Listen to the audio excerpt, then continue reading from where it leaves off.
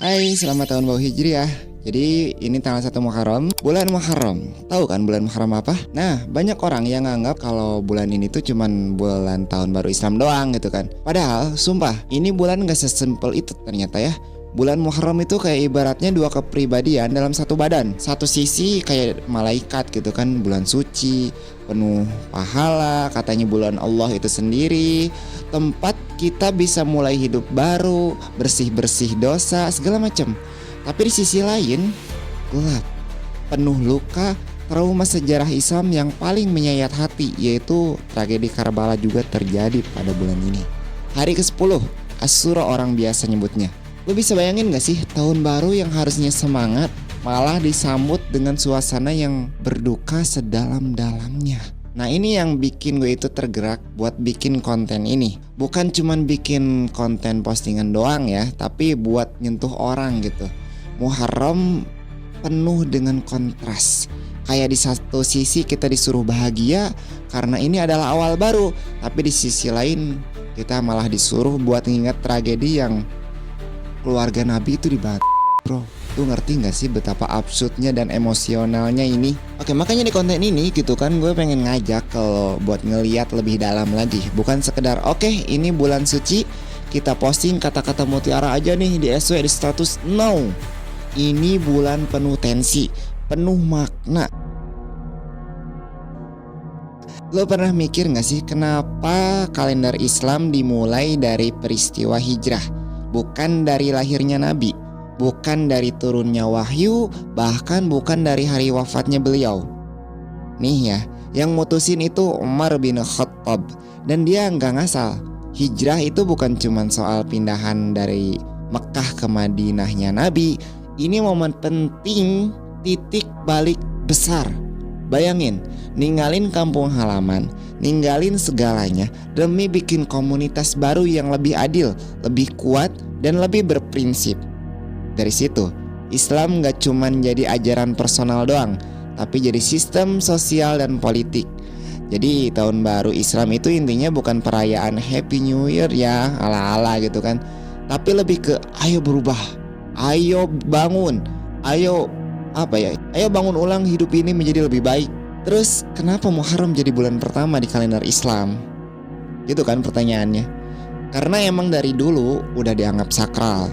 Bahkan zaman sebelum Islam masuk pun orang Arab udah menghormati bulan ini. Gak boleh perang, gak boleh ribut. Jadi pas Islam datang, bukan dihapus loh, malah dikuatin. Nabi sendiri nyebut Muharram itu bulan Allah. Udah dapat label langsung dari atas. Gila gak tuh? Dan lo tahu gak sih, amal baik lo di bulan ini bisa dapat bonus pahala yang double. Tapi dosa juga dihitung lebih berat sih. Jadi hati-hati bro. Dan satu lagi, puasa di bulan ini terutama pada tanggal 9 dan 10 atau orang biasa nyebutnya puasa Tasu'a dan Syuro, itu pahalanya gede banget. Nilainya tinggi banget. Nyaris kayak puasa Ramadan, cuman ini sunnah gitu. Tapi tunggu dulu, ada hal yang lebih keren lagi. Muharram ini bukan bulan kosong loh. Banyak momen keren yang terjadi di bulan ini, khususnya buat para nabi zaman dulu. Kalian tahu lah, bayangin gitu kan, Nabi Adam tobatnya diterima di bulan ini. Nabi Nuh selamat dari banjir besar bulan ini. Nabi Musa ngelewatin Laut Merah bulan ini. Asli, ini bulan penuh keajaiban. Dan Nabi Muhammad SAW merespon itu dengan ngajarin kita untuk berpuasa sebagai bentuk bersyukur. Kayak lu diselamatin, lu bersyukur, lu ibadah gitu kan. Tapi selama yang lo tahu atau yang lo pernah dengar, 10 Muharram juga kan jadi tanggal kelam dan dalam sejarah Islam. Dulu ini hari penuh kemenangan, penuh rasa syukur karena Allah nunjukin keadilannya. Tapi setelah tragedi Karbala, maknanya berlipat. Hari yang tadinya identik dengan keselamatan dan pertolongan, sekarang jadi hari duka, perenungan yang paling dalam. Hari ketika cucu Nabi, Imam Al-Husain dibantai secara brutal. Dan disitulah muncul satu ketegangan yang gila banget. Satu hari yang bisa jadi simbol kemenangan dan tragedi dalam satu waktu. Jadi ya makna hijrah dan Muharram tuh nggak bisa dipisahin. Kedua-duanya ngomongin satu perubahan yang besar. Soal pengorbanan, soal melawan kezaliman, dan soal memulai dari nol tapi dengan kepala tegak. Ini bukan bulan untuk sekedar bikin quotes story. Ini bulan buat lo ngaca. Gua udah berani hijrah belum? Bukan soal pindah kota, tapi pindah cara hidup. Oke bro, kita mulai masuk ke bahasan yang paling sedih gitu kan, paling emosional dalam video ini. Tragedi Karbala. Ini bukan sekedar cerita masa lalu, ini luka kolektif yang masih berdarah sampai hari ini. Tergantung lo ngelihatnya dari sudut pandang mana. Kalau bagian sebelumnya ngebahas Muharram sebagai bulan penuh berkah, bagian ini kayak gebrakan realita yang nusuk. Di balik segala kesuciannya itu ada satu peristiwa berdarah yang menguncang seluruh umat.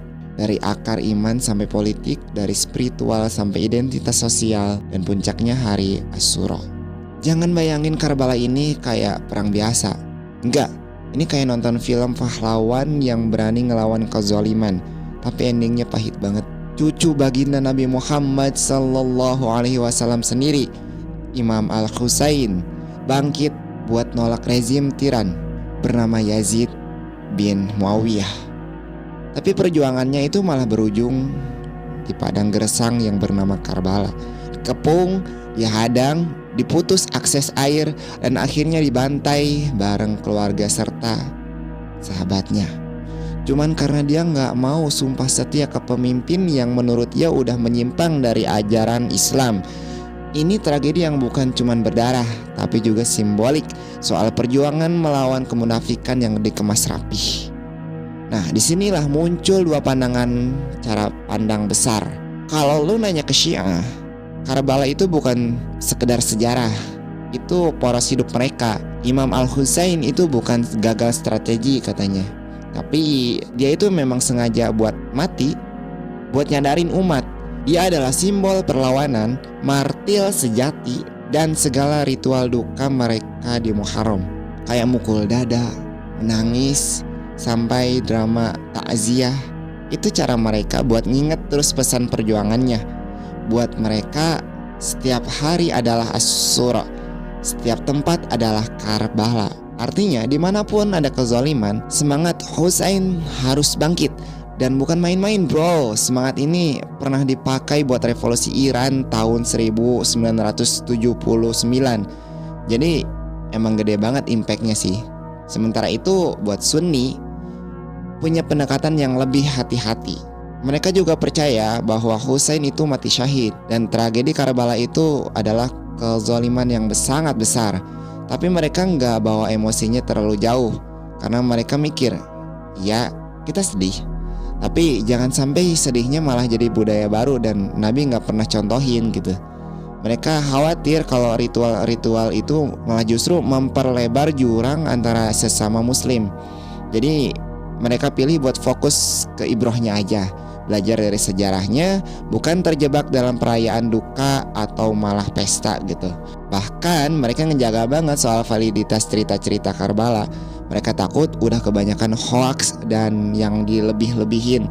Mereka bilang lebih baik puasa kayak Nabi sambil renung daripada ikut-ikutan drama yang gak jelas sanadnya gitu katanya. Dan di ujung spektrum ada dua kutub ekstrim. Yang satu terlarut-larut dalam kesedihan sampai ratapan jadi acara tahunan.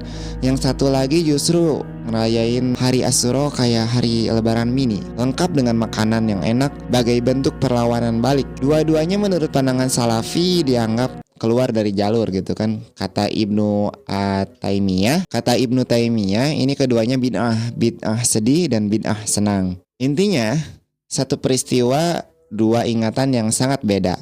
Buat Syiah, Karbala itu bahan bakar revolusi dan identitas. Buat Sunni, Karbala itu luka yang harus diingat, tapi jangan dibuka terus-terusan. Tapi satu hal yang pasti, Asyura bukan tanggal biasa. Ini tanggal yang nyeret emosi, iman, sejarah, dan identitas umat Islam dalam satu titik.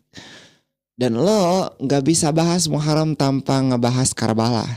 Karena disitulah bulan ini berubah dari bulan yang disucikan jadi bulan yang juga ditangisi. Oke, kita masuk ke babak paling Indonesia banget dari cerita ini. Dari cerita tentang Muharram, atau lebih tepatnya Suro kalau kita ngomongin konteks Jawa ya. Cerita ini bukan soal agama, tapi soal bagaimana agama ketemu budaya lokal. Lalu bukannya tabrakan, malah ngobrol. Kadang akur, kadang debat. Tapi dari situ lahir ekspresi keagamaan yang kompleks, unik, dan ya bikin kita bingung juga. Waktu Islam nyampe ke Nusantara, khususnya ke Jawa, dia nggak datang ke ruang kosong. Di sini udah ada kejawen, sistem kosmologi yang rapih banget, yang ngomongin tentang alam gaib, tirakat, weton, bahkan energi, waktu, dan tempat. Islam nggak langsung ngusir semuanya, yang terjadi malah akulturasi, proses kawin silang antara nilai-nilai Islam dan spiritual lokal. Contoh paling kelihatannya apa? Ya, bulan Muharram berubah jadi Suro. Bukan cuman ganti nama, tapi ganti cara dimaknainya juga sih. Di satu sisi Muharram dalam Islam adalah bulan penuh berkah, bulan puasa sunnah, bulan memperbanyak ibadah. Tapi begitu nyampe ke Jawa, dia ketemu makna lokal yang bikin Suro dianggap bulan wingit, sakral, tapi ngeri. Gak boleh nikah, gak boleh pindahan, gak boleh hajatan. Dianggap bulan dimana dunia nyata dan gaib lagi nempel. Jadi yang disuruh banyakin ibadah, malah banyak yang memilih menyepi atau bahkan ngurung diri. Disitulah muncul benturan interpretasi antara yang bilang Suro itu bulan pahala dan yang merasa Suro itu bulan rawan. Nah, dari situ lahirlah ekspresi-ekspresi budaya yang warnanya beda-beda tiap daerah. Ada yang bentuknya mistis dan penuh tirakat, ada yang penuh dengan parade dan festival, ada juga yang murni komunal penuh rasa syukur. Di Jawa Tengah kita melihat ada dua sisi berseberangan dari keraton. Di Surakarta mereka punya kirab kebo bule, arak-arakan pusaka keraton dipimpin kerbau albino yang katanya punya aura magis. Orang rebutan kotorannya buat tolak bala. Ini adalah bentuk doa kolektif untuk keselamatan, tapi juga untuk tontonan yang penuh makna sih. Di sisi lain di Yogyakarta justru punya tapa bisu mudeng beteng. Ini nggak tahu cara penyebutannya apa benar atau enggak. Itu jalan kaki keliling benteng keraton tanpa ngomong sepatah kata pun, tanpa alas kaki, tirakat diam total gitu. Tirakat total, diam, khusyuk, menahan ego. Ini bukan pawai, ini laku batin. Lalu kita loncat ke Sumatera Barat dan Bengkulu. Disinilah nuansa Karbala jadi paling terasa. Tradisi Tabuik dan Tabot adalah festival besar yang memperingati kematian Imam Al-Husain. Tapi menariknya bentuknya justru meriah ya. Bangun menara, arak-arakan keliling kota, tabuhan musik, ribuan orang tumpah ruah. Lalu di akhir menara diraung ke laut. Duka dijadikan ekspresi seni dan budaya.